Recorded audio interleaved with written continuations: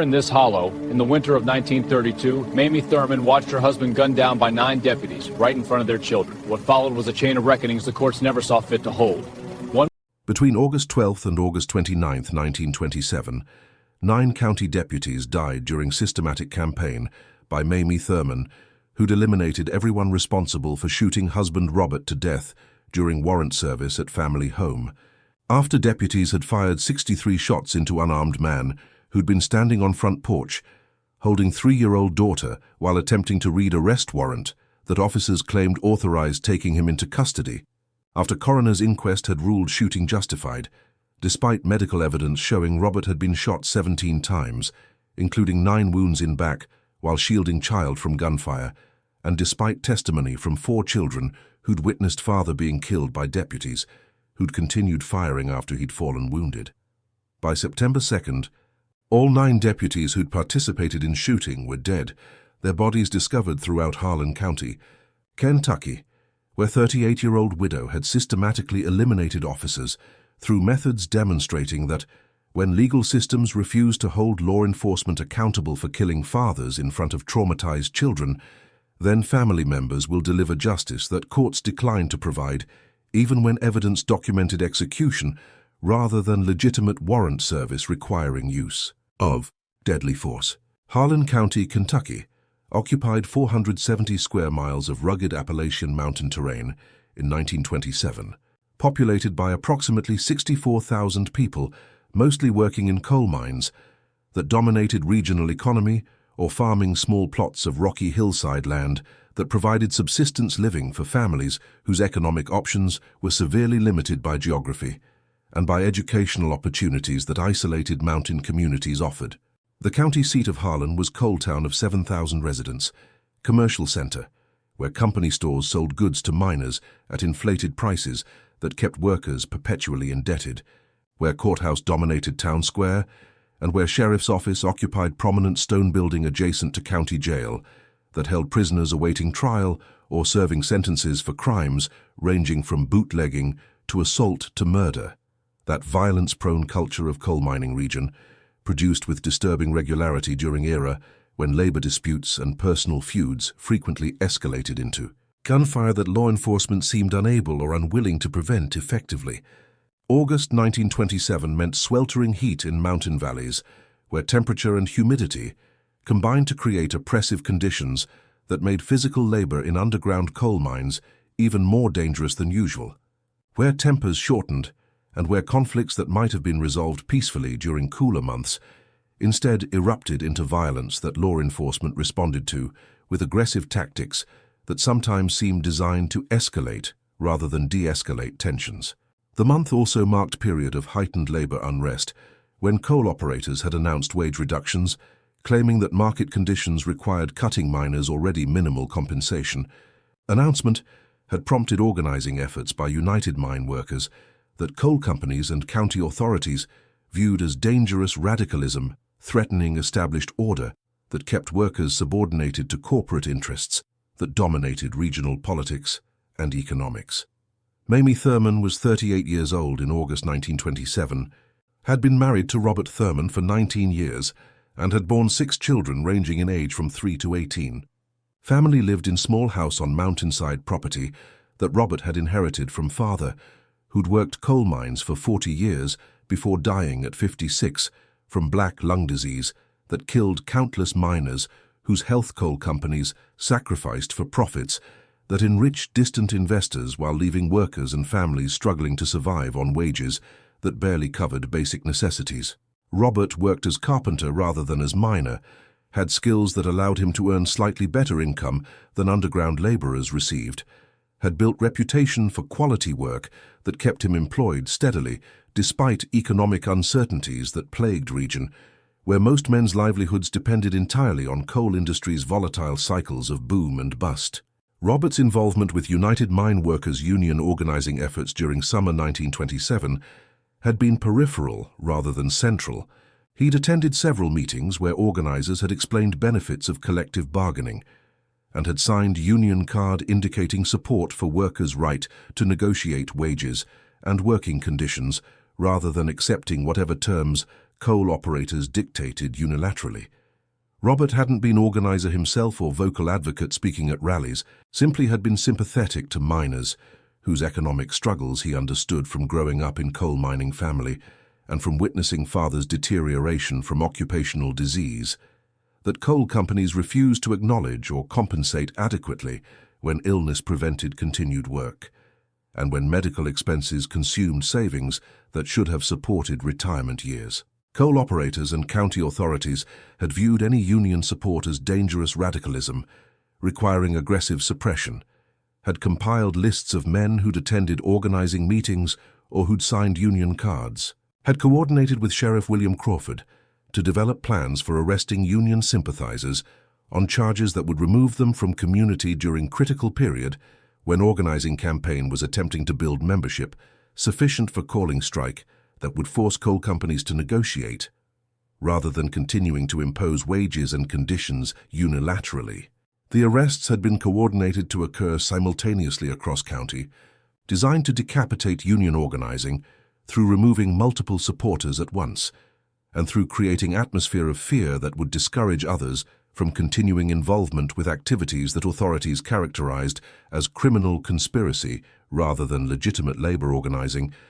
protected by rights that federal law supposedly guaranteed. Robert Thurman's arrest warrant had been issued August 11, 1927, charging him with criminal conspiracy to interfere with commerce and with inciting violence against coal operators, charges that lacked factual basis beyond Robert's attendance at union meetings and his signing of union card, but that sheriff and prosecutor had agreed would be sufficient for removing him from community during organizing campaign and for sending message to other potential union supporters. That involvement carried serious risks, including imprisonment, that would devastate families dependent on arrested men's incomes. Warrant had been prepared hastily, without investigating whether Robert had actually committed any crimes beyond exercising rights to assembly and association that Constitution supposedly protected, represented prosecutorial overreach that coal companies had requested and that county officials had willingly provided because political power and economic interests aligned against workers whose organizing threatened established arrangements benefiting operators and officials whose campaigns those operators financed. 9 deputies led by Sheriff Crawford had arrived at Thurman home approximately 7:30 a.m. on August 12, 1927, driving 3 automobiles up narrow mountain road to property, where Robert and Mamie had been preparing breakfast for 6 children before Robert would leave for carpentry job, and children would begin daily chores that farming small plot required, even during summer months when school wasn't in session. Deputies had parked vehicles blocking driveway, had exited with weapons drawn, creating atmosphere of military raid rather than routine warrant service, had approached house shouting for Robert Thurman to come out immediately and to surrender himself for arrest on criminal charges. Robert had emerged onto front porch holding 3-year-old daughter Sarah, who'd been clinging to him frightened by loud voices and display of weapons that 9 armed men had been brandishing, had asked deputies what charges they were arresting him for, and had requested to see warrant that Crawford claimed authorized taking Robert into custody. Crawford had begun reading warrant from distance of approximately 20 feet, had gotten through first several lines, listing Robert's name and charging him with conspiracy, when Robert had interrupted, asking what specific actions he was alleged to have committed that would constitute criminal conspiracy, rather than legitimate union organizing that federal law protected. Crawford had responded that union organizing itself constituted conspiracy when it was designed to interfere with coal operators' businesses, that Robert's attendance at meetings and signing of union card provided sufficient evidence of criminal intent to justify arrest regardless of whether any specific violent or illegal actions had occurred. Robert had disputed Crawford's characterization, had explained that attending meetings and supporting union were constitutional rights that workers possessed, and that being arrested for exercising those rights violated federal protections that National Labor Relations Act was beginning to establish, even though full implementation remained incomplete in 1927, when many local authorities still treated union activity as criminal rather than as protected organizing. Deputies had advanced toward porch as Robert had been speaking, had ordered him to put down child and to submit to handcuffing, Robert had refused to comply until he could read complete warrant and until deputies could explain what specific criminal acts he was alleged to have committed beyond attending meetings that were legal activities rather than crimes. The confrontation had escalated rapidly. Crawford had shouted that Robert was resisting arrest and that deputies should take him into custody by force if necessary. Robert had stepped backward on porch, moving toward front door, while still holding daughter Sarah, who was crying and trying to bury face in father's shoulder to avoid seeing deputies with weapons. When Robert had reached front door where Mamie and 5 other children had been standing, watching confrontation with growing alarm, deputies had opened fire without additional warning or without attempting to physically apprehend Robert through tackling or through other non-lethal methods that 9 armed officers should have been capable of employing against single unarmed man holding small child. The shooting had been sustained barrage rather than defensive response to immediate threat. 63 shots fired from multiple weapons, creating crossfire that had struck Robert 17 times, including 9 wounds in back as he turned to shield Sarah from gunfire while moving toward doorway where Mamie had been reaching to take child from husband, whose body was being riddled with bullets. Medical evidence examined during coroner's inquest, conducted August 14th, revealed that Robert had been shot 17 times with wounds distributed across chest, abdomen, back and legs. Ballistic analysis showed that bullets had been fired from multiple angles, indicating that deputies had positioned themselves in semicircle, creating crossfire that made escape impossible, and that had continued firing after initial wounds had incapacitated Robert, who'd fallen on porch still holding Sarah, who miraculously hadn't been struck by any of 63 bullets that deputies had fired. During sustained barrage lasting approximately 30 seconds, according to witnesses, who'd heard continuous gunfire, rather than discrete shots that might have suggested deputies firing individually in response to perceived threats. 4 children who'd witnessed shooting from doorway where they'd been standing behind Mamie testified during inquest that Robert hadn't been armed, hadn't made any threatening gestures toward deputies,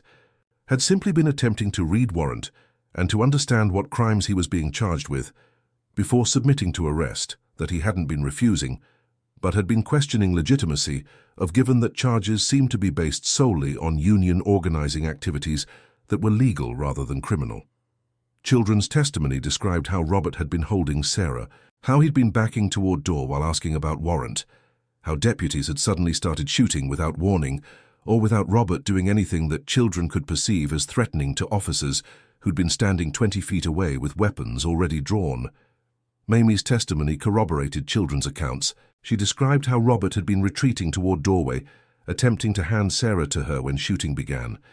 how she'd tried to reach for child, but Robert had already been falling forward from impacts of bullets striking him, how she'd caught both Robert and Sarah as they'd collapsed onto porch with Robert's body shielding daughter from continued gunfire that deputies had kept pouring into fallen man even after threat, if any had existed, had been eliminated.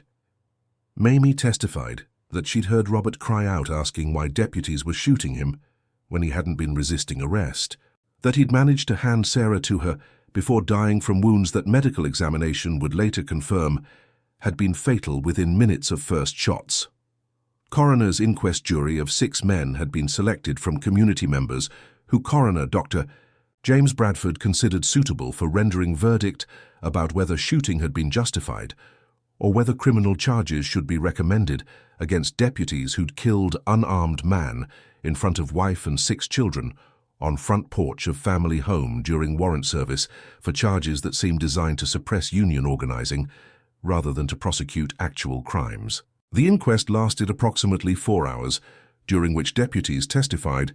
that Robert had been resisting arrest and had been reaching toward waistband in manner suggesting he might be drawing weapon, that they'd feared for their safety and had fired defensively to prevent Robert from shooting at them during what they characterized as legitimate law enforcement operation. Deputies' testimony contradicted evidence comprehensively. Medical documentation showed wounds in back indicating Robert had been turning away from officers rather than reaching toward them threateningly. Children's testimony described Robert holding daughter rather than reaching for weapon. Absence of any weapon found at scene undermined claims that deputies had been responding to armed threat, rather than executing unarmed man whose union sympathies had made him target for suppression campaign that coal operators and county officials had coordinated. But coroner's jury had accepted deputies' testimony, had ruled shooting justified use of force during warrant service, when suspect had allegedly resisted arrest. Verdict reflected biases favoring law enforcement's accounts over contrary evidence, when social and political dynamics made holding deputies accountable for killing union sympathizer seem inadvisable to jurors whose own economic interests often depended on maintaining good relationships with coal operators who dominated regional economy. County Prosecutor David Mitchell had reviewed inquest findings and had independently examined evidence before deciding whether to pursue criminal charges against deputies, despite jury's conclusion that shooting had been justified. Mitchell had declined to file charges, had issued statement explaining that deputies had been conducting lawful warrant service and had employed force that circumstances had required when suspect had resisted arrest. That prosecuting officers for actions taken during performance of duties would undermine law enforcement's authority and would embolden union agitators who were already threatening public order through organizing activities that coal operators characterized as dangerous radicalism requiring firm suppression. Mamie had been devastated by legal system's refusal to acknowledge that execution had occurred, by coroner's ruling characterizing killing as justified when evidence clearly showed Robert had been unarmed and had been shot in back while holding daughter and attempting to retreat into house rather than threatening deputies who'd been standing at safe distance with weapons already drawn. The ruling meant that 9 deputies who'd participated in killing Robert would face no consequences despite having fired 63 shots at unarmed man in front of traumatized children, meant that legal system was treating death of union sympathizer as acceptable outcome rather than as crime-deserving prosecution and punishment. Mamie's investigation during days following inquest had revealed that Robert hadn't been Sheriff Crawford's only victim. County records and newspaper accounts documented at least 4 previous incidents during 1925-1927 period when deputies under Crawford's command had shot and killed suspects during arrests or confrontations. 3 of 4 victims had been union organizers or sympathizers, whose deaths had occurred during period of heightened labor tensions when coal operators had been working with county authorities to suppress organizing efforts through intimidation and violence. Patterns suggested systematic use of lethal force against union supporters rather than isolated incidents where deputies had responded to legitimate threats, created appearance that Robert's death had been political execution designed to suppress labor organizing rather than unfortunate outcome of warrant service that had escalated unpredictably. Mamie also discovered that several coal operators had contributed to Sheriff Crawford's election campaign and had provided regular payments to his office characterized as fees for special security services that deputies provided to coal companies during labor disputes. Financial relationships created conflicts of interest that should have disqualified Crawford from participating in arrests of union supporters when his economic interests aligned with coal operators who wanted organizing suppressed regardless of methods employed. The payments revealed corruption, undermining any claims that Robert's killing had been legitimate law enforcement, rather than private violence that county officials had conducted on behalf of corporate interests, financing their political positions. Mamie's decision to systematically eliminate 9 deputies who'd participated in Robert's shooting was made during week following coroner's inquest, when she'd realized that legal systems would provide no accountability for killing of father in front of 6 traumatized children, that allowing deputies to continue serving without consequences would mean accepting that some deaths were beyond prosecution when victims were union sympathizers and when authorities were financially dependent on coal operators whose interests aligned with suppressing organizing through whatever means proved necessary, including executing organizers and supporters. Mamie understood that systematic campaign would result in her death or imprisonment, but believed that protecting other families from deputies who'd kill fathers without accountability and that avenging Robert's execution justified risks when alternative was accepting that his death would go unpunished and that same officers would likely kill additional union supporters when organizing efforts continued despite intimidation tactics. The systematic elimination began August 12th, same day as Robert's shooting, When Mamie had begun acquiring dynamite and blasting caps from coal mining operations, where security was lax and where materials used for underground excavation could be obtained through bribing supply clerks who were underpaid and susceptible to offers of money that Mamie had saved from years of careful household management. Mamie had grown up in coal mining family and had worked briefly in company store before marrying Robert, had knowledge about explosives that coal miners used routinely and that women in mining communities understood because accidents involving improper handling were common and because understanding dangers was essential for families living near operations where blasting occurred regularly. Mamie's choice of explosives rather than poison or shooting reflected both practical considerations and symbolic intentions. Dynamite was a weapon associated with coal mining that had killed Robert's father and countless other miners through cave-ins that inadequate safety practices had made routine. Using explosives against deputies who'd killed Robert would demonstrate that violence could flow in both directions, and that authorities who employed lethal force against Union supporters should understand they were vulnerable to same methods that coal operators used against workers through creating dangerous conditions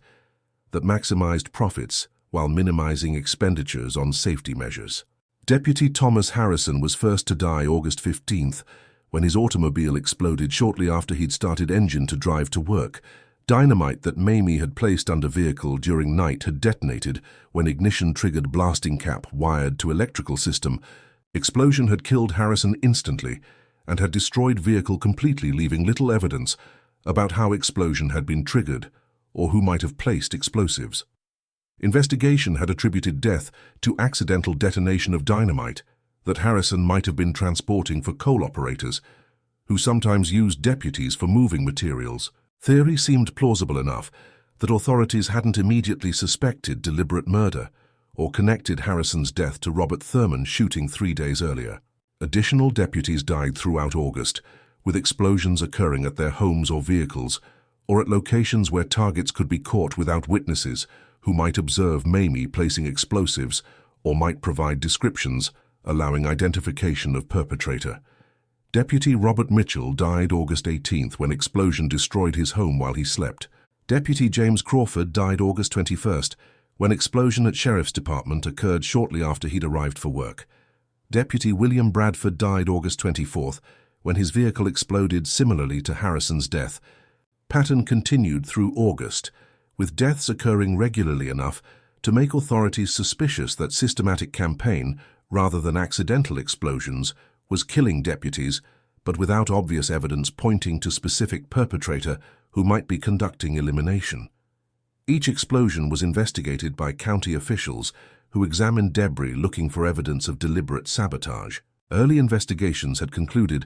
that accidents involving improper storage or handling of mining explosives were likely explanations when deputies sometimes worked second jobs at coal operations or transported materials as favors for operators who employed them for security work.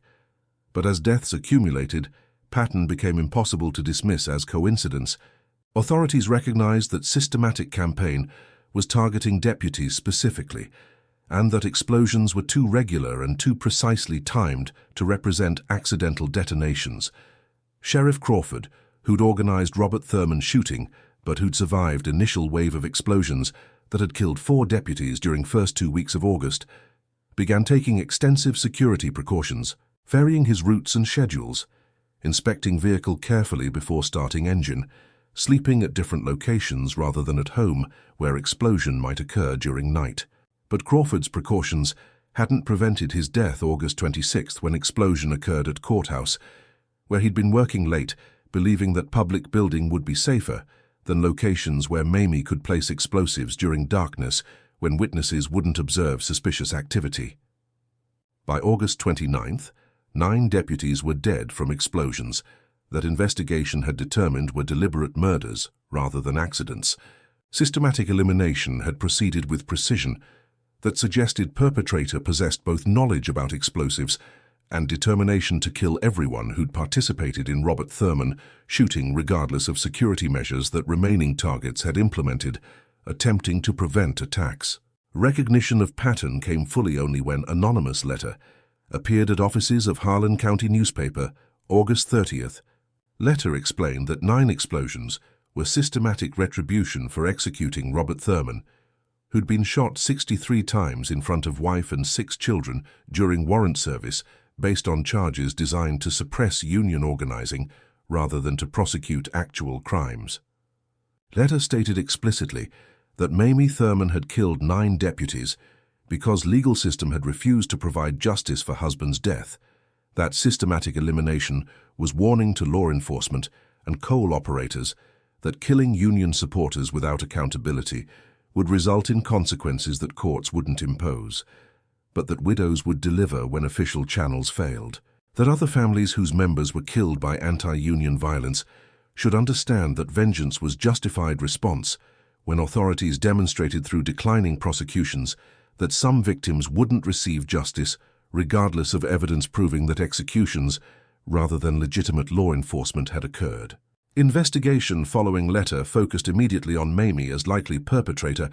She was arrested September 1st when deputies searching her home found remaining dynamite and blasting caps hidden in barn, found handwritten notes documenting deputies' names and schedules and locations that Mamie had compiled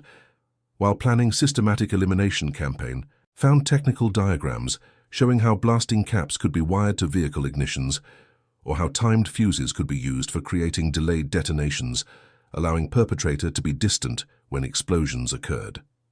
Evidence was comprehensive. Mamie didn't attempt to deny involvement when confronted, provided matter-of-fact confession explaining that killing 9 deputies had been necessary response to legal system's refusal to hold officers accountable for executing Robert in front of traumatized children. Trial occurred December 1927. Prosecution presented evidence of premeditated murders requiring technical knowledge and sustained planning over a 3-week period, argued that regardless of whether Robert's shooting had been justified, the systematic killings of 9 deputies through bombings represented domestic terrorism that couldn't be tolerated in civilized society where legal systems, rather than private vengeance, should address grievances. Defense presented evidence of Robert's innocence of criminal conspiracy charges, of 63 shots fired at unarmed man holding daughter, of wounds in back contradicting deputies' claims about self-defense, of coroner's inquest that had dismissed evidence, and of prosecutor who'd declined charges despite documentation of execution, argued that Mamie's systematic elimination had been desperate response by widow, whose legal options had been exhausted when authorities had demonstrated that official channels wouldn't deliver accountability for killing union sympathizer.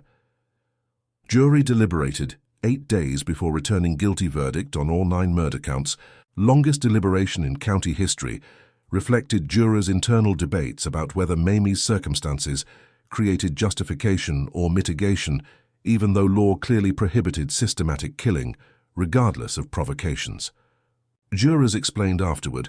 that they'd been deeply sympathetic to Mamie's position and had been outraged by Robert's killing and by legal system's failure to prosecute deputies, but that they couldn't acquit defendant, who'd admittedly committed premeditated murders, through bombings that had killed 9 men, including some who'd simply been following Sheriff Crawford's orders during warrant service, rather than having organized operation themselves. Judge sentenced Mamie to death by electrocution, capital punishment that Kentucky law authorized for first-degree murder, and that judge believed was mandatory,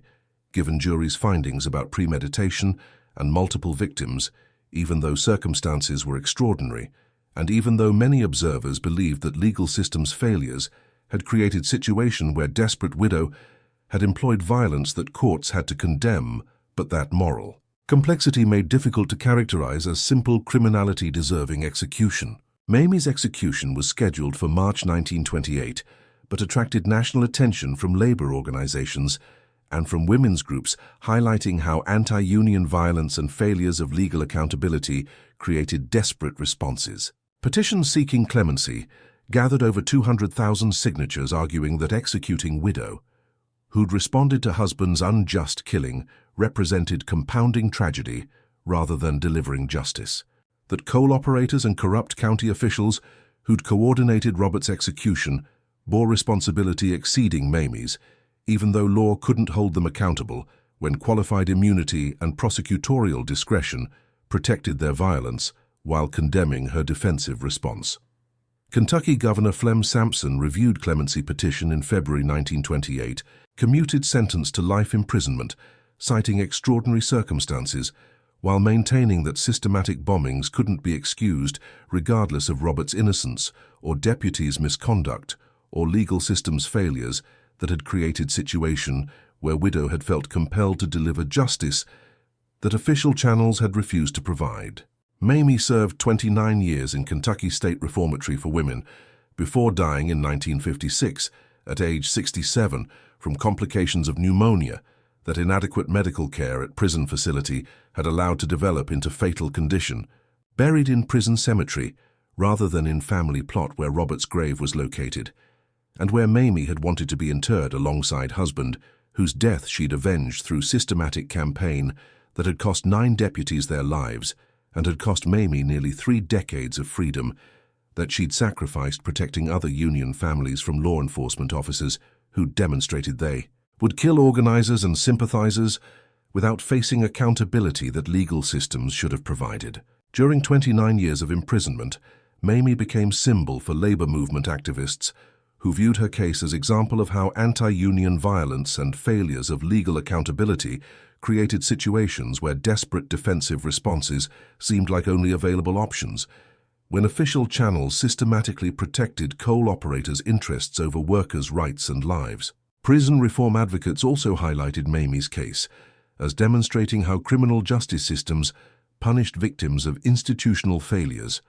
while officials who'd created those failures through corruption and through coordinating violence against union supporters faced no consequences, despite bearing responsibility exceeding what individual desperate widow acting alone could be held accountable for under legal frameworks that treated her systematic elimination campaign as terrorism,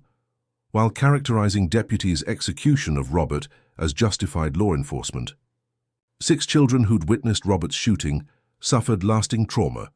from watching father being killed by sustained barrage of 63 bullets fired by 9 deputies who'd continued shooting even after Robert had fallen wounded while shielding daughter Sarah from crossfire. Psychological damage compounded by losing mother to imprisonment that Robert's death had necessitated when legal system had refused to prosecute officers whose violence had destroyed family. Eldest son James, who was 18 when Robert was killed, assumed responsibility for raising 5 younger siblings with assistance from extended family and from church community, managed to keep siblings together rather than allowing them to be separated through foster care placements that county welfare officials had proposed when Mamie was convicted and sentenced to life imprisonment. Sarah, who'd been 3 years old when Robert had been holding her during shooting that had killed him, suffered severe psychological trauma from experiencing sustained gunfire while being held by father, whose body had been struck repeatedly by bullets that miraculously hadn't hit child, who'd been shielded by Robert's positioning of himself between deputies and daughter. Sarah developed nightmares and anxiety that persisted throughout childhood and into adulthood, required psychological treatment that wasn't readily available in rural Kentucky during 1930s and 1940s, when mental health services were minimal and when trauma from violence was typically addressed through telling victims to move on rather than through providing therapeutic interventions that modern understanding recognizes as essential for processing traumatic experiences. The immediate aftermath of Mamie's conviction and imprisonment in early 1928 created unexpected catalyst for examining coal operators' relationships with county law enforcement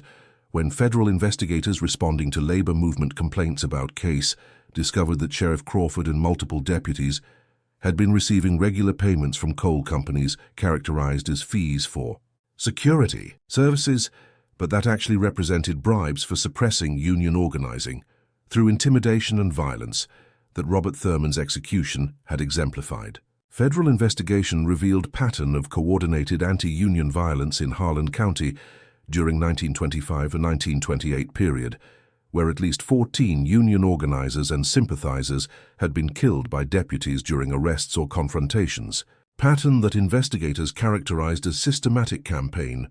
to suppress labor organizing through state-sanctioned terrorism rather than as isolated incidents where individual deputies had employed excessive force responding to legitimate threats. Most damning discovery was documentation proving that coal operators had specifically requested that Sheriff Crawford arrest Robert Thurman and other Union sympathizers during August 1927 coordinated roundup designed to decapitate organizing campaign during critical period when Union was attempting to build membership sufficient for calling strike. Internal correspondence between coal company executives and Crawford showed that operators had identified Robert and approximately 30 other men as priority targets whose removal from community through arrests on fabricated charges would disrupt organizing and would send message to other potential supporters that involvement carried serious risks, including imprisonment and potential death if arrests escalated to violence that deputies were encouraged to employ when opportunities arose. Federal report issued in November 1928 concluded that Harlan County law enforcement operated as private security force for coal operators rather than as public servants protecting all citizens equally. Pattern of killings targeting Union supporters demonstrates systematic abuse of authority, amounting to conspiracy to violate workers' constitutional rights to organize and to engage in collective bargaining. Financial relationships between coal companies and sheriff's office created conflicts of interest that corrupted law enforcement's fundamental obligations to serve public rather than private corporate interests. Report recommended that Kentucky establish independent oversight of county sheriffs, that federal prosecutors investigate whether criminal civil rights violations had occurred, that coal operators be required to divest from law enforcement operations and to cease payments that created appearance and reality of corruption undermining justice. But federal reports stopped short of recommending prosecution of Sheriff Crawford, who'd been killed by Mamie before report was completed, or of surviving deputies who'd participated in Robert Thurman's shooting, explained that qualified immunity doctrines and difficulties proving criminal intent beyond reasonable doubt made successful prosecution unlikely even when patterns of misconduct were documented comprehensively. Report's limitations demonstrated frustration that labor advocates experienced when attempting to hold law enforcement and coal operators accountable through federal intervention. Even when corruption was exposed and systematic violence was proven, legal protections for officers and corporations made achieving meaningful accountability extremely difficult. Kentucky legislature responded to federal pressure in 1929 through passing Coal County's Law Enforcement Reform Act, requiring county sheriffs to disclose financial relationships with coal operators, establishing procedures for state attorney general to review use of force incidents when union organizers or supporters were killed, implementing conflict of interest rules, preventing officials with coal industry ties from voting on law enforcement matters. Reforms represented significant improvements over previous system, where sheriffs operated without meaningful oversight and where coal companies' financial influence corrupted law enforcement's fundamental obligations, but implementation varied widely across coal counties, where political dynamics often meant that reforms were honored more in breach than in observance, when local officials wanted to protect relationships with operators who dominated regional economies and politics. Most dramatic development occurred in 1948, when coal operator James Harrison, who'd been principal financial supporter of Sheriff Crawford's office during 1920s, provided deathbed confession to minister explaining that he'd specifically ordered Crawford to kill Robert Thurman during arrest,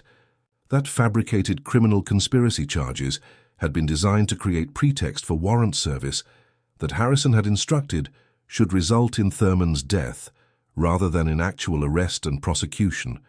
that killing prominent Union sympathizer would send message to other organizers that involvement carried fatal risks and would disrupt campaign during critical period when strike was being planned. Harrison's confession was documented through written statement that minister preserved, provided definitive proof that Robert's shooting had been political assassination coordinated by coal operator rather than legitimate law enforcement operation that had escalated unpredictably into use of deadly force. Minister shared Harrison's confession with newspapers in 1949. Revelation generated renewed attention to Mamie Thurman's case and prompted calls for her release, given that coal operator had admitted ordering Robert's killing and that systematic elimination of 9 deputies had been responding to coordinated political assassination rather than to law enforcement operation that had simply employed excessive force during warrant service. Prison reform organizations organized petition campaigns seeking Governor Earl Clemence's clemency. Petitions emphasized that Harrison's confession proved Robert had been murdered pursuant to coal company orders and that Mamie's violence had been avenging coordinated political killing rather than simply responding to deputies' misconduct during arrest attempt. Governor Clements reviewed clemency petition in 1950, acknowledged that Harrison's confession demonstrated Robert had been victim of coordinated assassination and that Mamie's systematic killings had been motivated by execution of husband pursuant to coal company orders, but declined to grant release, explaining that while defendant's circumstances were extraordinary and while victim's death was result of criminal conspiracy by coal operator, systematic bombing deaths of 9 law enforcement officers cannot be excused through clemency,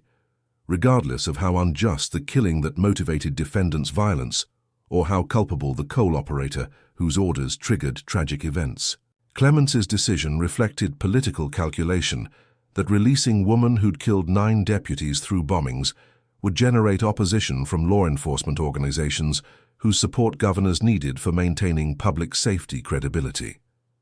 Mamie's response to Clemence's decision was a letter published in Louisville newspaper explaining that she didn't expect clemency or seek pardon, that she'd understood when beginning systematic elimination campaign that consequences would include death or life imprisonment, that avenging Robert's execution and protecting other Union families from deputies who killed organizers without accountability had been worth personal sacrifice, even though Price was spending remainder of life in prison. Mamie's letter demonstrated resignation rather than bitterness, acceptance that justice for Robert had required violence that society couldn't condone publicly, even when privately many people understood that desperate circumstances had motivated actions that courts had to condemn. Mamie died in prison January 8, 1956, at age 67, pneumonia taking her after 29 years of incarceration serving sentence that would have continued indefinitely if natural causes hadn't intervened, buried in prison cemetery rather than in family plot where she'd wanted to be interred alongside Robert,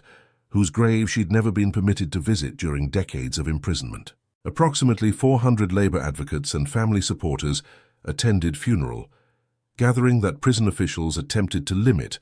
but that public pressure forced them to allow, despite concerns that large commemoration might seem to honor bomber whose violence couldn't be celebrated regardless of circumstances. The 21st century brought renewed attention to Mamie Thurman case when historian Patricia Morrison published comprehensive examination of 1927 shooting and systematic elimination campaign book titled Kentucky Widows' War, Mamie Thurman Against Coal Company Violence,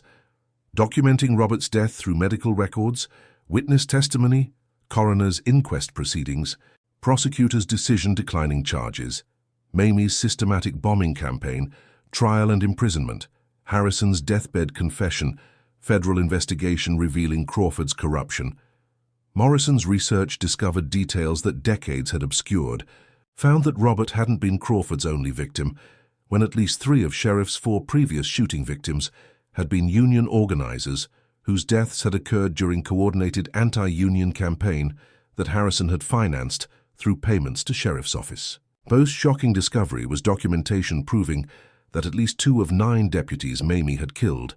had privately questioned whether shooting Robert had been necessary. Internal Sheriff's Department memos showed that deputies had expressed concerns about firing 63 shots at unarmed man holding child, had been told by Crawford that questioning use of force decisions would result in termination, and that coal operators expected deputies to employ whatever violence was necessary for suppressing union organizing, regardless of deputies' personal misgivings.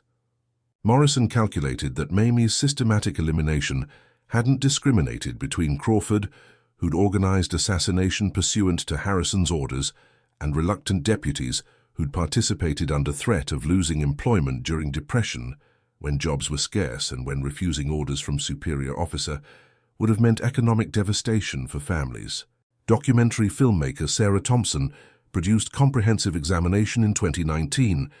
Film titled Kentucky Widow's Fury, Mamie Thurman's War Against Coal Company Terrorism, featuring interviews with historians, labor advocates, Morrison discussing research findings,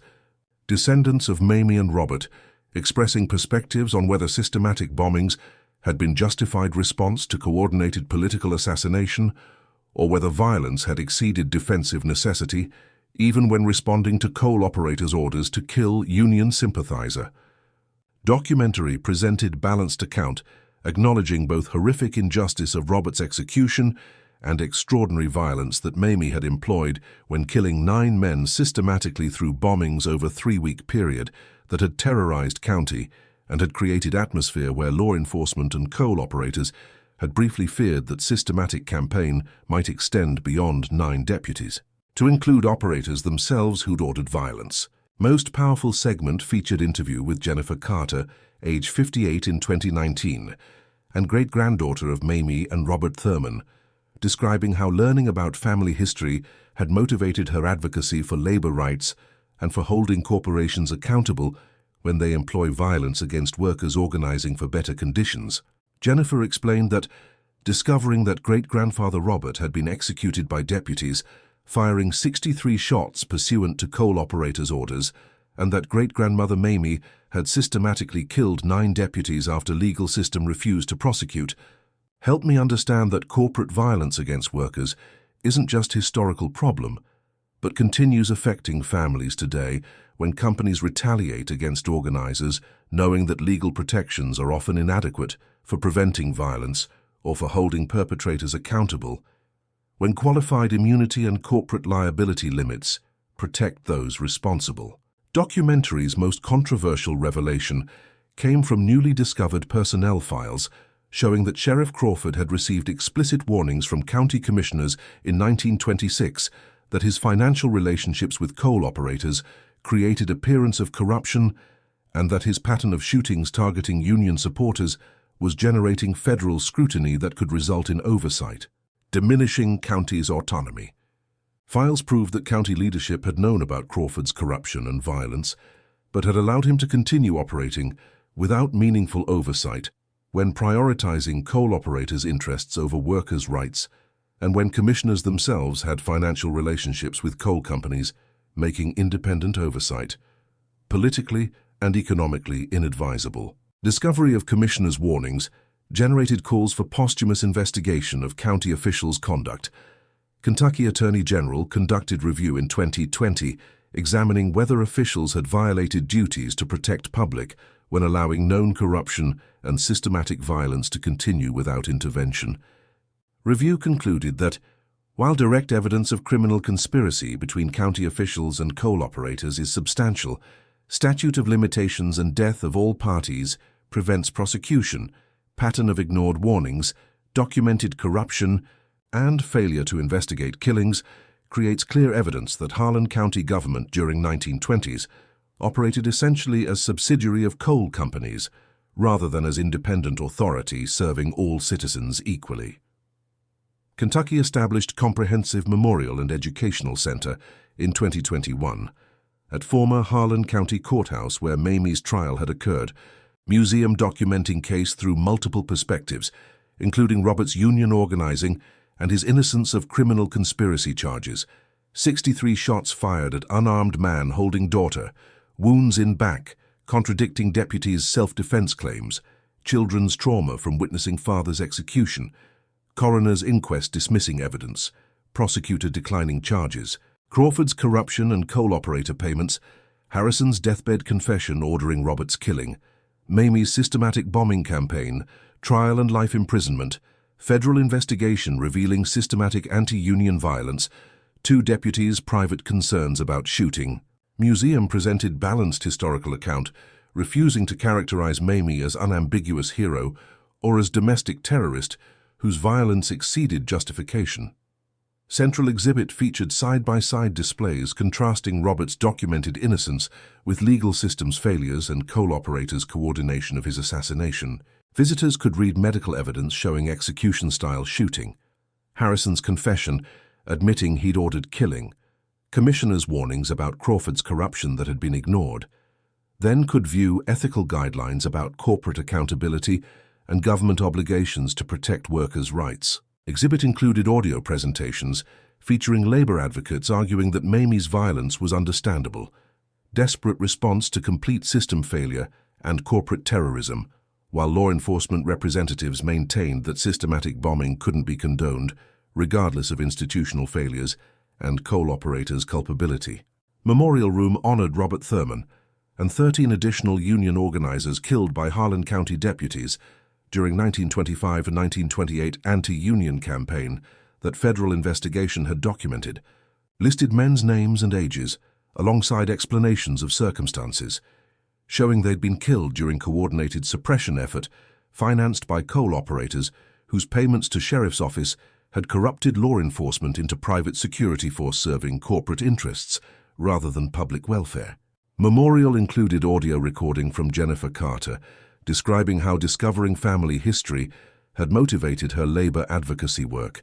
and had helped her understand that corporate violence against workers requires vigilant resistance and accountability mechanisms that legal systems during 1920s had failed to provide. Museum's final exhibit examined question that Mamie's case raised about accountability. When legal systems protect corporate violence against workers, Memorial Wall posed question, what should family members do when authorities refuse to hold corporations and law enforcement accountable for killing union organizers? Alongside competing responses from labor advocates, legal scholars, ethicists whose perspectives ranged from arguing that violence is never justified to maintaining that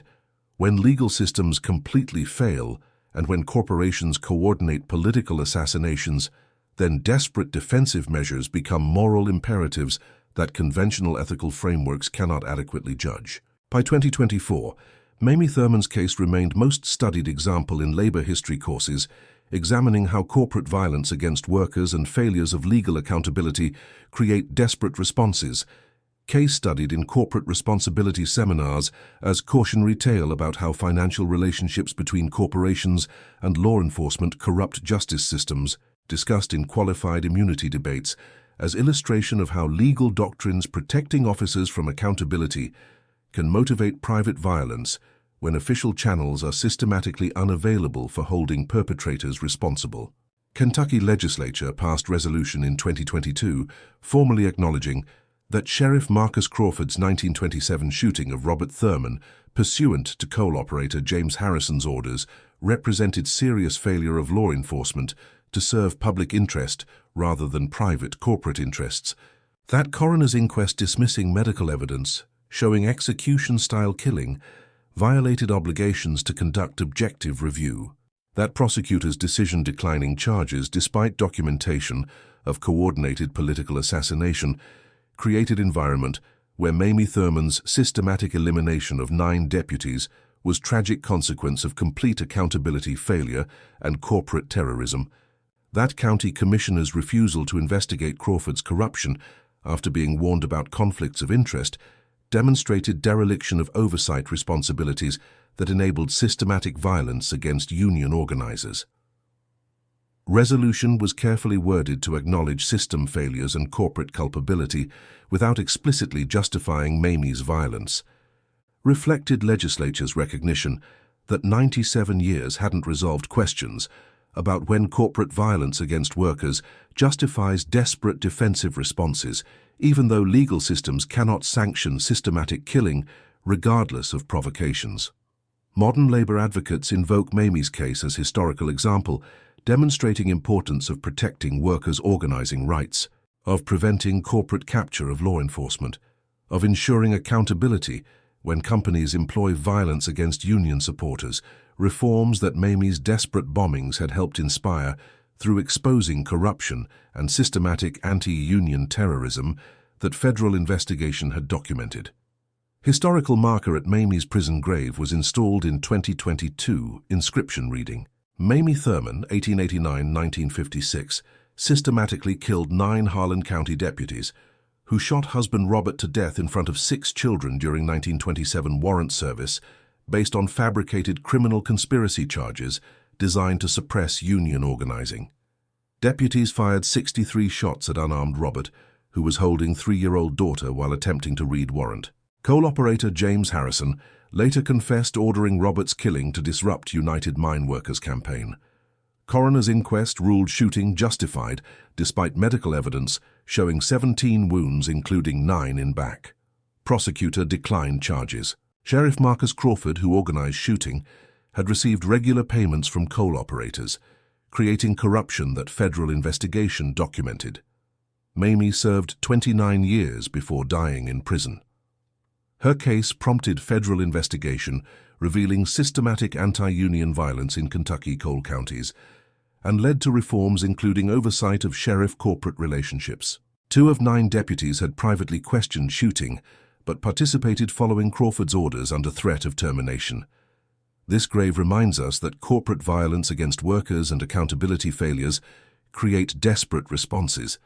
that protecting labor organizing requires preventing corruption of law enforcement by corporate interests, and that systematic violence affects everyone when legal systems fail to hold corporations and authorities accountable for coordinating political assassinations of union organizers. If this complete expanded story made you grapple with irreducible complexity of labor struggle and corporate violence across 97 years, coal operator's deathbed confession, admitting he'd ordered Robert's execution to suppress union organizing, federal investigation revealing Crawford's corruption and systematic anti-union campaign killing at least 14 organizers, discovery that county commissioners had been warned about corruption but failed to intervene, 2 deputies who'd privately questioned shooting but participated under threat of losing jobs, impossible questions about whether killing 9 people could be justified when responding to coordinated political assassination financed by coal operator, and whether deputies following corrupt orders bear individual accountability, or whether responsibility lies primarily with Harrison, who ordered violence, and Crawford, who organized execution, and county officials who enabled corruption through refusing oversight. Leave your like and share. Subscribe for stories examining how corporate violence against workers and failures of legal accountability create desperate family responses, how financial relationships between corporations and law enforcement corrupt justice systems that should serve public rather than private interests, how maternal fury motivates systematic campaigns that courts must condemn, but that labor movement understands resulted from institutional failures and corporate terrorism rather than from criminal nature. Comment about whether Mamie's systematic bombings were proportional response to complete accountability failure and coordinated political assassination, or whether alternatives existed she should have pursued, whether 97 years is sufficient time to judge whether violence was justified, when contemporary labor struggles sometimes still involve corporate retaliation against organizers, whether memorial should emphasize Mamie's desperation and corporate culpability, or focus on 9 deaths through bombings that terrorized county. Because these questions persist wherever corporations employ violence against workers, wherever legal systems prioritize protecting corporate interests over workers' rights and lives, wherever families must decide between accepting that authorities won't deliver justice when companies coordinate killings of union organizers and employing private violence that legal systems cannot sanction, but that moral desperation sometimes motivates when alternatives have been exhausted, and when workers remain vulnerable to corporate terrorism that corruption enables to continue without. Accountability. The 6 children who'd witnessed Robert's execution carried trauma throughout their lives in ways that shaped subsequent generations. Psychological damage from seeing father killed by sustained barrage of 63 bullets created patterns of hypervigilance and distrust of authorities that descendants inherited without always understanding origins in corporate terrorism that county officials had enabled through corruption. Sarah, who'd been held by Robert when shooting began, suffered most visibly. Nightmares about gunfire and about feeling father's body being struck by bullets while he'd shielded her persisted into old age. Required ongoing psychological treatment that wasn't adequately available during her childhood in 1930s Kentucky, when mental health services were minimal and when trauma from violence was poorly understood by medical professionals whose training hadn't included modern concepts about post-traumatic stress or about therapeutic interventions for processing traumatic memories. Eldest son James, who'd raised 5 younger siblings after Mamie's imprisonment, developed fierce commitment to labor organizing, became United Mine Workers organizer himself during 1940s, despite knowing that involvement carried risks that had cost father's life and mother's freedom, explained that honoring parents required continuing struggle, that they'd sacrificed everything, defending even when personal safety concerns suggested avoiding activism that had proven fatal for Robert, and that had resulted in Mamie's 29 years imprisonment. James's organizing work during 1940s-1960s contributed to improvements in mine safety regulations and to securing collective bargaining rights that Robert's generation had fought for without success, achievements that James characterized as completing mission that parents had begun through resistance, that legal systems had condemned, but that labor movement recognized as necessary response to corporate terrorism. Modern labor historians examining Mamie's case emphasize connections between 1920s anti-union violence in Kentucky coal counties and contemporary corporate retaliation against workers attempting to organize, point to ways that financial relationships between corporations and law enforcement continue creating conflicts of interest that undermine workers' rights even when overt violence has been replaced by subtler forms of intimidation and by legal tactics exploiting power imbalances between wealthy employers and vulnerable workers whose economic circumstances make resisting corporate demands extremely difficult when alternative employment options are limited. Mamie's desperate violence and Robert's execution remain potent symbols for labor movement, reminders that corporate power unchecked by legal accountability and by effective worker organizing creates conditions where families suffer devastating consequences that decades and generations cannot fully heal. Until next time, remember that Mamie Thurman killed 9 deputies defending husband Robert, who'd been executed through 63 shots pursuant to coal operators' orders. That coroner and prosecutor refused accountability despite evidence. That federal investigation revealed systematic anti-union campaign. That Harrison confessed ordering killing. That county commissioners enabled corruption through refusing oversight. That 2 deputies questioned shooting, but participated under coercion. That Mamie served 29 years dying in prison. That memorial honors Robert and 13 other organizers killed during coordinated suppression. And that ultimately corporate violence against workers and corruption of legal systems by corporate interests create tragedies affecting multiple generations when accountability mechanisms fail and when desperate defensive responses become necessary for protecting union organizing rights that constitutional protections supposedly guarantee, but that power imbalances and financial corruption systematically undermine.